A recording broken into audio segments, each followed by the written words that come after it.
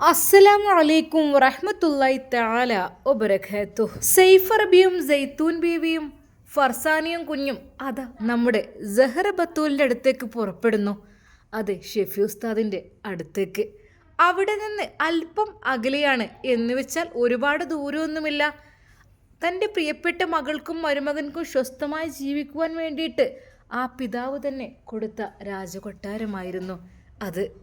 എന്നാൽ ഷെഫി ഉസ്താദും അവരെ കാത്തിരിക്കുകയായിരുന്നു. സഹറ ബത്തൂലും. ബത്തൂൽ പറഞ്ഞു, പ്രിയപ്പെട്ടവരെ, ഇന്ന് അവരെല്ലാം ഇങ്ങോട്ട് വരുമല്ലോ. അങ്ങനെ ഏതാ അവർ കാത്തിരുന്ന പോലെ വിരുന്നുകാരെത്തി.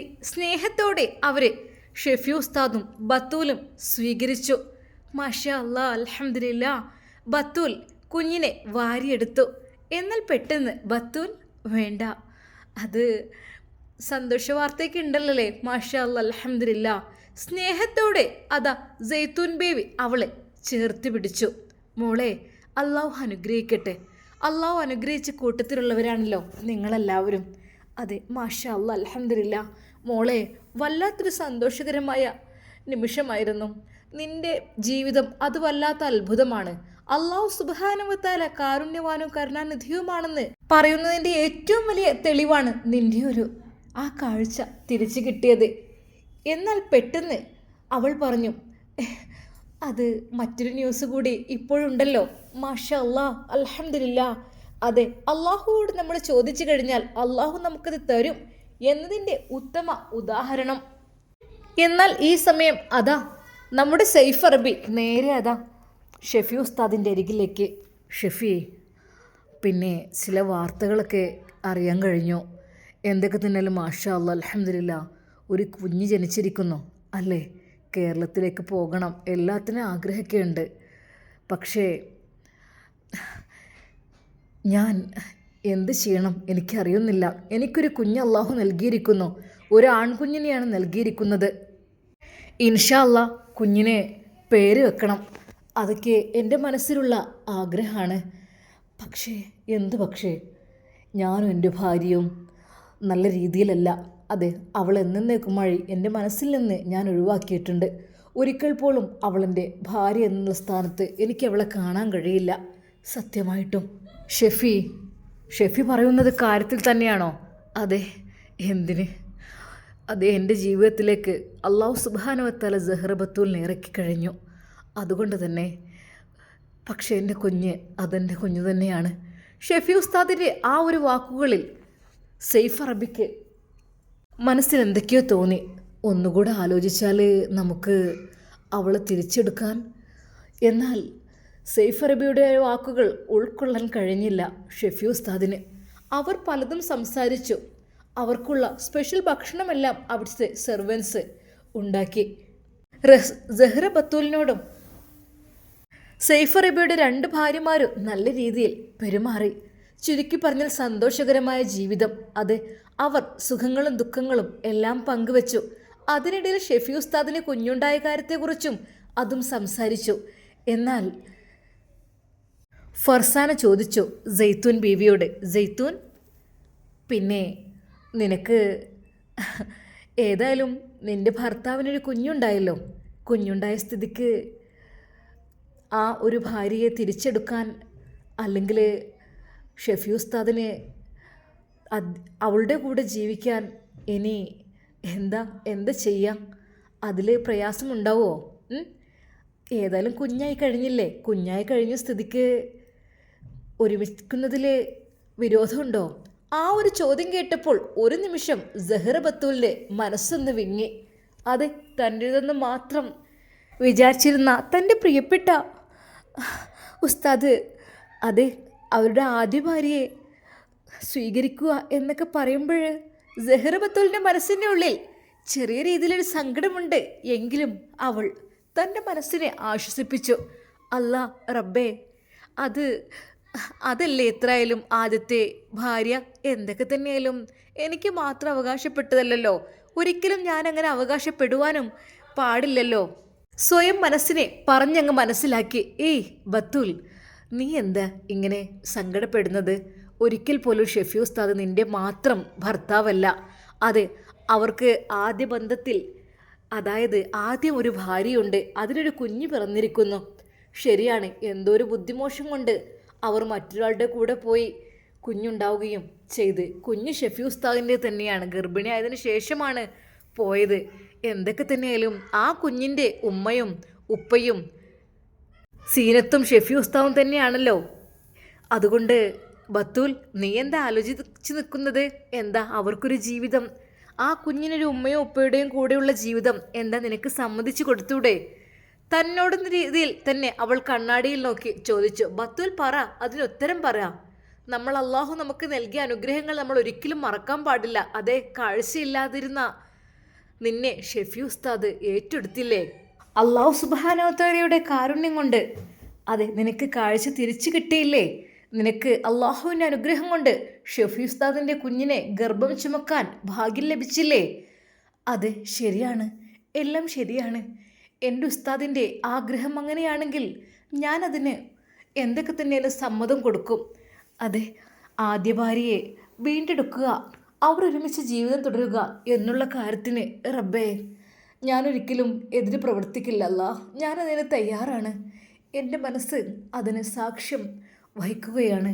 ഒരിക്കൽ പോലും ഞാൻ അതിന് ഒരു എതിർവാക്ക് പോലും പറയില്ല. എന്തൊക്കെ തന്നെയാലും തീർച്ചയായും അവർ ഒരുമിച്ച് ജീവിച്ചോട്ടെ. അതെ, ഉസ്താദിന് നാട്ടിലേക്ക് ചെല്ലുമ്പോൾ അവിടെ ആ ഭാര്യയും കുഞ്ഞും, ഇവിടെ എത്തുമ്പോൾ ഞാനും, അതെ രണ്ടിടത്തും ഉസ്താദിന് ഭാര്യമാരായിക്കോട്ടെ, കുഴപ്പമില്ല. കാരണം എന്തൊക്കെ തന്നെയായാലും ഉസ്താദിൻ്റെ ജീവിതത്തിലേക്ക് ആദ്യം കടന്നു വന്നത് അവൾ തന്നെയല്ലേ. എന്നാൽ സഹ്റ ബത്തൂലിനോട് ഫർസാന ആ ഒരു ക്വസ്റ്റ്യൻ ചോദിച്ചപ്പോൾ ഫർസാനയോട് സഹ്റ ബത്തൂലിൻ്റെ ആൻസർ കേട്ട് അവൾ ഒരു നിമിഷം ഞെട്ടിപ്പോയി. റബ്ബേ, പാവം പെണ്ണ്, ആ പെണ്ണ് പറഞ്ഞ ഉത്തരം എത്രമാത്രം കറക്റ്റ്. അത് ശരിയാണ്, അള്ളാഹുവിൻ്റെ അനുഗ്രഹങ്ങളൊന്നും നമ്മൾ മറക്കാൻ പാടില്ല. എന്നാൽ സൈത്തൂൻ ബീവി അതിനെക്കുറിച്ചൊന്നും ചോദിച്ചതേയില്ല. സൈത്തൂൻ ബീവിക്ക് അറിയാമായിരുന്നു ഒരാളെയും വേദനിപ്പിക്കരുത്, പ്രത്യേകിച്ച് ഈ ഒരു പ്രഗ്നൻ്റ് ആയ സമയത്ത് വേദനിപ്പിക്കുന്ന വാക്കുകൾ കൊടുത്തിട്ട് ഒരാളെയും വേദനിപ്പിക്കരുത് എന്നായിരുന്നു സൈത്തൂൻ ബീവിയുടെ മനസ്സിലുണ്ടായിരുന്നത്. മോളെ, പിന്നെ മോൾക്ക് അള്ളാഹു നൽകിയത് ഒരു പരിശുദ്ധനായ ഭർത്താവിനെയാണ്. എന്തൊക്കെ തന്നെയാലും അള്ളാഹുവിനോട് നീ നന്ദി പറഞ്ഞോ കേട്ടോ. കാരണം നല്ലൊരു ഭർത്താവിനെയല്ലേ നിനക്ക് കിട്ടിയത്, അൽഹംദുലില്ലാ എന്ന് പറഞ്ഞോ. എന്നാൽ ഈ സമയം അതാ നാട്ടിൽ ഫർസാന തൻ്റെ കുഞ്ഞിൻ്റെ മുഖത്തേക്ക് നോക്കുമ്പോൾ അത് ഷെഫി ഉസ്താദിൻ്റെ അതേ മുഖമാണ് അവൾക്ക് തോന്നുന്നത്. ഉമ്മയും ഉപ്പയും പറഞ്ഞു, റബ്ബേ, എന്തു നല്ല ഭാഗ്യമുള്ള ഒരു ജീവിതമായിരുന്നു മോളെ, നീയായിട്ട് തന്നെയല്ലേ നഷ്ടപ്പെടുത്തിയത്. അത്രക്കും നല്ലൊരു ഭർത്താവായിരുന്നില്ലേ നിൻ്റെ ഭർത്താവ്? സീനത്ത് തൻ്റെ തെറ്റുകൾ ഓർത്ത് കരഞ്ഞു. ശരിയാണ്, പക്ഷേ ഒരിക്കൽ പോലും ഇനി ഷെഫി ഉസ്താദിൻ്റെ എനിക്ക് കാണാൻ കഴിയില്ല, അദ്ദേഹത്തിൻ്റെ മുഖത്തേക്ക് എനിക്ക് നോക്കാൻ പോലും കഴിയില്ല. കാരണം ഒരു കാലത്ത് എന്നോട് അത്യധികം നല്ല രീതിയിൽ പെരുമാറിയിരുന്ന മനുഷ്യനായിരുന്നു. എനിക്ക് ഹിജാബ് തന്നപ്പോൾ ഞാനത് വേണ്ടെന്ന് വെച്ചു. എനിക്ക് കറുത്ത വസ്ത്രം ഇടുന്നത് ഇഷ്ടമല്ല, അതെനിക്ക് ഒട്ടും ഇഷ്ടമല്ല എന്ന് ഞാൻ അദ്ദേഹത്തോട് പറഞ്ഞു. അത് പല രീതിയിലും. എന്നാൽ എന്നോട് പറഞ്ഞു അദ്ദേഹം, സീനത്തെ, മോള് ഹിജാബ് അണിയാൻ നിനക്ക് താല്പര്യമില്ലെങ്കിൽ മുടിയെങ്കിലും ശരിക്കൊന്ന് മറക്കുമോ? കാരണം ഒരിക്കൽ പോലും നിന്നെ നരകത്തിലേക്ക് തള്ളിയിടാൻ ഞാൻ ആഗ്രഹിക്കുന്നില്ല. അള്ളാഹു എന്നോട് ചോദ്യം ചോദിക്കും. ഓ പിന്നെ, എന്നാൽ ആർക്കോ വേണ്ടി എന്തിനു വേണ്ടി അങ്ങനെയൊക്കെ ഞാൻ ചെയ്തു. പക്ഷേ ഷെഫി ഉസ്താദ് പോയ പാടെ ഞാൻ എൻ്റെ എല്ലാ സുഖങ്ങളും എനിക്ക് കിട്ടണം, എനിക്കിവിടെ എൻജോയ്മെൻറ്റ് ചെയ്യണം എന്ന് കരുതി അത് ആ രാജേഷിനൊപ്പം ഞാനങ്ങ് കളിക്കാൻ തുടങ്ങി. അത് അവൻ്റെ കൂടെ അങ്ങ് ഇറങ്ങി തിരിച്ചു. സ്വന്തം മാതാപിതാക്കളെയും സ്വന്തം ഭർത്താവിനെയും എല്ലാവരെയും ഉപേക്ഷിച്ചുകൊണ്ട്. എന്നാൽ ഇപ്പോൾ ഞാൻ എത്തിപ്പെട്ടത്, അല്ലാ, വല്ലാത്തൊരവസ്ഥ. അന്ന് ഞാൻ ബുദ്ധിമുട്ടായത്, ഇടങ്ങാറായത്. ഇനി ഞാൻ ഒരിക്കൽ പോലും ഷെഫി ഉസ്താദിനെ, കാരണം അത്രക്കും ഞാൻ തെറ്റുകൾ ചെയ്തതാണ്. വിളിക്കുമ്പോഴെല്ലാം ഞാൻ ബിസിയാക്കും, എനിക്ക് പഠിക്കാനുണ്ടെന്ന് പറയും. ഒരിക്കൽ പോലും അദ്ദേഹത്തോട് ഞാൻ സംസാരിച്ചില്ല. സ്നേഹത്തോടെ തൻ്റെ അരികിലേക്ക് വന്ന അദ്ദേഹത്തിൻ്റെ ഞാൻ ഒഴിവാക്കുകയായിരുന്നു ചെയ്തിരുന്നത്. എന്നാൽ ഇനിയിപ്പോൾ ഈ സമയത്ത് ഹേയ് പഠിച്ചോനെ, വേണ്ട, ഒരു നിമിഷം തോന്നിപ്പോകും മരിച്ചാൽ മതിയായിരുന്നെന്ന്. റബ്ബേ, രാജേഷ്, കേൾക്കുമ്പോഴെനിക്ക് പേടിയാണ്. എന്നെ കണ്ടാൽ അവൻ കൊല്ലും, എൻ്റെ കുഞ്ഞിനെ തട്ടിക്കൊണ്ടുപോകും എന്നുള്ള കാര്യം ഉറപ്പാണ്. ഞാനിവിടെ ഉണ്ടെന്നറിഞ്ഞാൽ എൻ്റെ വീട് അവനക്ക് നന്നായിട്ടറിയാം. എനിക്ക് പേടിയാണ് റബ്ബേ. എന്നാൽ രാജേഷ് ജാമ്യത്തിൽ ഇറങ്ങിയ കാര്യമൊന്നും അവൾക്ക് അറിയില്ല. മനസ്സിൻ്റെ ഉള്ളിൽ പേടിയുണ്ട്, വല്ലാതെ വല്ലാതെ. എന്നാൽ ഈ സമയം അതാ ഷമീറിൻ്റെ വീട്ടിൽ ഉമ്മ നിർബന്ധിക്കുകയാണ്. മോനെ, ആ ഉമ്മ, നമുക്ക് ഒരു പെണ്ണ് കാണാൻ പോകാനുണ്ടായിരുന്നു. ഉമ്മ, നിങ്ങൾ എന്തേ പറയുന്നത്? അതേ മോനെ, അത് എന്നോട് പറഞ്ഞത് സീനത്തിൻ്റെ ഉപ്പയാണ്. അതായത് കല്യാണക്കാര്യത്തെക്കുറിച്ച് പറഞ്ഞപ്പോൾ, മോൻ്റെ കല്യാണം ഉണ്ടാക്കുന്നുണ്ടോ എന്ന് ചോദിച്ചപ്പോൾ എന്നോട് പറഞ്ഞത് അത് അവരുടെ ഒരു അമ്മായിൻ്റെ മകളുണ്ടത്രേ. ആ പെണ്ണിനെ നല്ല മോളാണ്, മോൻക്ക് പറ്റിയ മോളാണ് എന്നൊക്കെ പറഞ്ഞു. നമുക്കൊന്ന് പോയി കണ്ടാലോ? ശരിക്കും അവൻ ഞെട്ടിപ്പോയി. ഉമ്മ, ഞാൻ ഒരിക്കൽ പോലും ഇപ്പോൾ വിചാരിക്കുന്നില്ലമ്മ കല്യാണത്തിൻ്റെ കാര്യത്തിന്. കുറച്ച് കഴിയട്ടെ ഉമ്മ. എന്താ മോനെ നീ ഇങ്ങനെയൊക്കെ പറയുന്നത്? ഉമ്മ, എന്താ അറിയില്ല, വിവാഹം കഴിച്ചിട്ടില്ല എങ്കിലും ഞാൻ വിവാഹം കഴിഞ്ഞവനെ പോലെയാണ്. നീ എന്ത് പറയുന്നത്? അതെ ഉമ്മ, എനിക്ക് എൻ്റെ ജീവിതത്തിൽ എന്തൊക്കെയോ വന്നു പെട്ട പോലെയാണ് തോന്നുന്നത് സത്യമായിട്ടും. മോനെ, പഠിച്ചോൻ, എൻ്റെ കുട്ടിക്ക് എന്താ റബ്ബേ പറ്റിയത്? മോൻ ഒന്നും പറ്റിയിട്ടില്ലമ്മ, എങ്കിലും എനിക്ക് മനസ്സിൻ്റെ ഉള്ളിൽ അങ്ങനെയൊരു തോന്നലാണ്. ഉമ്മക്ക് വിഷമമായി. മോനെ, നിൻ്റെ മനസ്സിൽ എന്തെങ്കിലും ഉണ്ടെങ്കിൽ തുറന്ന് പറ. എന്തെങ്കിലും ഉണ്ടോ നിൻ്റെ മനസ്സിൽ? അവൻ ഒന്നും മിണ്ടിയില്ല, മൗനം പാലിക്കുകയായിരുന്നു. പൊന്നു മോനെ, നിനക്ക് ഇഷ്ടപ്പെടുന്ന ഏതെങ്കിലും പെൺകുട്ടികളുണ്ടോ? ഉണ്ടെങ്കിൽ തുറന്ന് പറഞ്ഞാൽ ഉമ്മ നടത്തിത്തരാൻ തയ്യാറാണ്. ഉമ്മക്കത് താല്പര്യവുമാണ്. മോൻ്റെ ഇഷ്ടം അതാണ് എൻ്റെയും ഇഷ്ടം. എൻ്റെ പൊന്നു മോൻക്ക് ഇഷ്ടപ്പെട്ടതുണ്ടെങ്കിൽ ഉമ്മാനോട് തുറന്നു പറഞ്ഞാൽ ഉമ്മ അതിനുള്ള വഴി നോക്കാം. അല്ലാതെ ഒരിക്കൽ പോലും എൻ്റെ മോൻക്കെതിരായിട്ട് ഞാനൊന്നും ചെയ്യില്ല. മോൻ്റെ ഇഷ്ടമാണ് എൻ്റെയും ഇഷ്ടം. ഉമ്മയുടെ വാക്ക് കേട്ടപ്പോൾ അവൻ എന്ത് പറയണമെന്നായിപ്പോയി. അതെ റബ്ബേ, ഞാൻ എന്തോ ഉമ്മാനോട് പറയാം? എൻ്റെ ഉമ്മ എനിക്ക് വേണ്ടിയാണ് കാത്തിരിക്കുന്നത്. വിവാഹപ്രായമായ എനിക്ക് ഒരു പെണ്ണിനെ വേണം. അതിന് വേണ്ടിയിട്ടാണ്. എൻ്റെ ഉമ്മയോട് എനിക്ക് എങ്ങനെ എതിര് പറയാൻ കഴിയും? മോനെ, ഞാൻ പറഞ്ഞ കാര്യം എന്തായി? അതെ, സീനത്തിൻ്റെ അമ്മായിയുടെ മകൾ. അത് ആ കാര്യം അവരുടെ ഉമ്മയും ഉപ്പയും എന്നോട് സൂചിപ്പിച്ചതായിരുന്നു.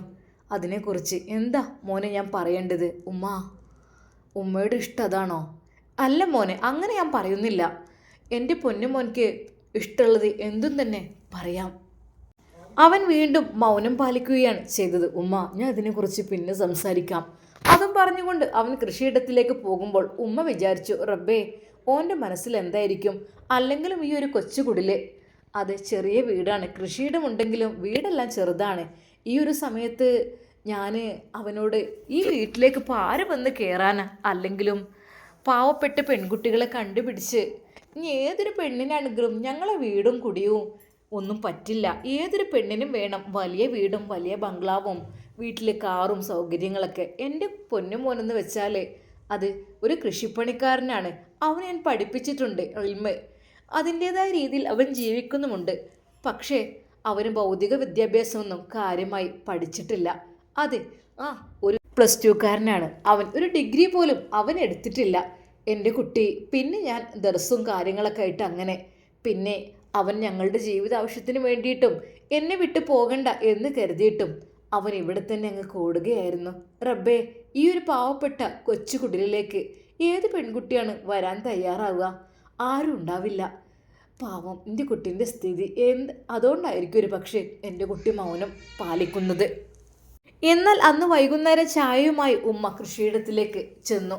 തൻ്റെ മോൻ കൃഷിപ്പണിയിൽ തന്നെയാണ്. മോനെ, എൻ്റെ മോനൊന്നും പറഞ്ഞില്ലല്ലോ അതിനെക്കുറിച്ച്. ഉമ്മ, നമ്മുടെ വീടും നമ്മുടെ ചുറ്റുപാടൊക്കെ കണ്ടാൽ ആർക്കെങ്കിലും പറ്റുമോ ഉമ്മ? അത് ഏതൊരു പെണ്ണും അല്ലെങ്കിൽ പെണ്ണിൻ്റെ വീട്ടുകാരും അവരാഗ്രഹിക്കുന്നത് എന്തായിരിക്കും? തൻ്റെ മകളെ കല്യാണം കഴിക്കുന്ന സ്ഥലം നല്ല വീടായിരിക്കണം, നല്ല ചുറ്റുപാടായിരിക്കണം, എല്ലാം ഉണ്ടായിരിക്കണം എന്നായിരിക്കും അവരാഗ്രഹിക്കുക. ഉമ്മ, ഈ ഒരു കൊച്ചു കുടിലേക്കൊക്കെ ആര് വരാനോ ഉമ്മ? ഇൻഷാ അല്ലാ കുറച്ച് കഴിഞ്ഞിട്ട് വീട് പണിയൊക്കെ ഒന്നും കൂടെ സെറ്റാക്കിയിട്ടൊക്കെ നോക്കാം. അതുവരേക്കും ഉമ്മ ക്ഷമിക്കേ. മോനെ, എൻ്റെ പൊന്നിന് മോനെ, വയസ്സ് കൂടിക്കൂടി വരികയാണ് ഓരോ വർഷം തോറും. ഇനിയിപ്പോൾ ഇത്രയും കിട്ടില്ല മോനെ. ഉമ്മ, എല്ലാവർക്കും നല്ല വിദ്യാഭ്യാസം വേണം, നല്ല ജോലിക്കാരെ വേണം. ഇങ്ങനെ കൂലിപ്പണിയും കൃഷിപ്പണിയും എടുക്കുന്ന ആളുകൾക്കൊന്നും പെണ്ണിനെ കിട്ടില്ല ഉമ്മ. മകൻ്റെ ആ ഒരു വാക്കുകൾക്ക് മുമ്പിൽ ഉമ്മ മൗനം പാലിച്ചു. എന്നാൽ ഈ സമയം അതാ സെയ്ഫ് അറബി ഷെഫി ഉസ്താദിനോട് പറയുകയായിരുന്നു, നമുക്ക് നാട്ടിലേക്കൊന്ന് പോകാം, നിനക്ക് കുഞ്ഞിനെ കാണണ്ടേ, നമുക്ക് പോകാം ഫാമിലിയുമായിട്ട് ഇൻഷാ അല്ലാ. കേരളത്തിൽ പോകാൻ എനിക്കും ആഗ്രഹമുണ്ട്. പിന്നെ ഫർസാന, അവളും തന്നെ അവളുടെ അവളുടെ ഉമ്മയും ഉപ്പയൊക്കെ വിളിക്കുന്നുമുണ്ട് നാട്ടിലേക്കൊന്ന് വരാൻ വേണ്ടിയിട്ടൊക്കെ, നമുക്കൊന്ന് പോയാലോ.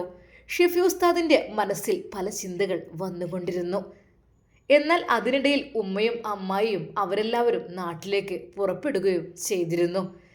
അങ്ങനെ അതാ ഷെഫി ഉസ്താദ് ആലോചിക്കുകയാണ്, ശരിയാണ്, തനിക്കൊരു കുഞ്ഞുണ്ടായിട്ട് ആ കുഞ്ഞ് അതെൻ്റെതാണ്, ആ കുഞ്ഞിനെ കാണുവാൻ ഞാൻ നാട്ടിലേക്ക് പോകാതിരുന്നാലും പറ്റില്ലല്ലോ റബ്ബേ എന്ന് ഉമ്മയെ വിളിച്ച് കാര്യങ്ങൾ ചോദിക്കുകയാണ്. മോനെ, ആ ഉമ്മ, പിന്നെ ഉമ്മ പോയിട്ടില്ലല്ലോ കുഞ്ഞിനെ കാണാൻ? ഇല്ല മോനെ, ഞാൻ എന്ത് കരുതിയിട്ടോ പോവുക എനിക്കറിയുന്നില്ല. എൻ്റെ മോനുണ്ടായിരുന്നെങ്കിൽ എനിക്ക് കാണാൻ പോകാമായിരുന്നു. അതല്ലാതെ ഞാൻ അങ്ങോട്ട് പോകുന്നത് ശരിയല്ലല്ലോ മോനെ, എൻ്റെ പൊന്നു മോനെ, ചതിച്ചു പോയവളെ കാണാൻ. ഉമ്മ, ശരിയാണ് മോനെ, എന്തൊക്കെ തന്നെയാലും കുഞ്ഞ് നമ്മളുടെ തന്നെയാണ്. എൻ്റെ കുട്ടി വരികയാണെങ്കിൽ നമുക്ക്. ഉമ്മ, ശരിക്കും അതാ എന്നോട് സെയ്ഫ് അറബിയും പറയുന്നുണ്ട് കേരളത്തിലേക്കൊന്ന് പോകാമെന്നുള്ളത്. മോനെ, എന്നാൽ ജഹർ ബത്തൂലിനെയും ഒക്കെ കൂട്ടി മോന് വാ കേട്ടോ. ഇൻഷാ അല്ലാ. അങ്ങനെ അതാ കേരളത്തിലേക്ക് ഷെഫി ഉസ്താദും പോരുവാൻ വേണ്ടി തയ്യാറാകുന്നു. അതെ, സ്വന്തം പൊന്നുമോനെ കാണുവാൻ വേണ്ടി ഷെഫി ഉസ്താദിൻ്റെ മനസ്സ് തുടിച്ചു. തൻ്റെ പ്രിയപ്പെട്ട ജഹർ ബത്തുലിനോട് കാര്യം പറഞ്ഞപ്പോൾ അവൾക്കും സന്തോഷമായി. എനിക്ക് സന്തോഷമേ ഉള്ളൂ, അങ്ങയുടെ നാട് കാണാൻ പോകാനും അങ്ങയുടെ കുഞ്ഞിനെ കാണാനും അങ്ങയുടെ ഭാര്യയെ കാണാനും. ഒരു നിമിഷം ഷെഫി ഉസ്താദ് ഞെട്ടിത്തെരിച്ചു. ബത്തൂൽ, നീ എന്താ പറഞ്ഞത്? അതെ, എന്താ ബത്തൂൽ? അവസാനം പറഞ്ഞത് അങ്ങ് മാറ്റി വെക്കണം, അതായിരിക്കും നല്ലത്. നോ, വേണ്ട, അവളെ സ്വീകരിക്കണം. ബത്തൂൽ നിറകള്ളുകളോടെ അതാ ഷെഫി ഉസ്താദ് അവളുടെ മുഖത്തേക്ക് നോക്കുന്നു. ഷെഫി ഉസ്താദ് സീനത്തിനെ സ്വീകരിക്കുമോ ഇല്ലയോ? നമുക്ക് കാത്തിരുന്ന് കാണാം. എന്തായാലും നിങ്ങളുടെ അഭിപ്രായം കമൻറ്റ് ചെയ്യുക. ഇൻഷാ അല്ലാ, നമുക്കിതിൻ്റെ ബാക്കി ഭാഗം നാളെ കാണാം. അതുവരേക്കും എല്ലാവർക്കും അസ്സലാമു അലൈക്കും വറഹ്മത്തുള്ളാഹി തആല വബറകാതുഹു.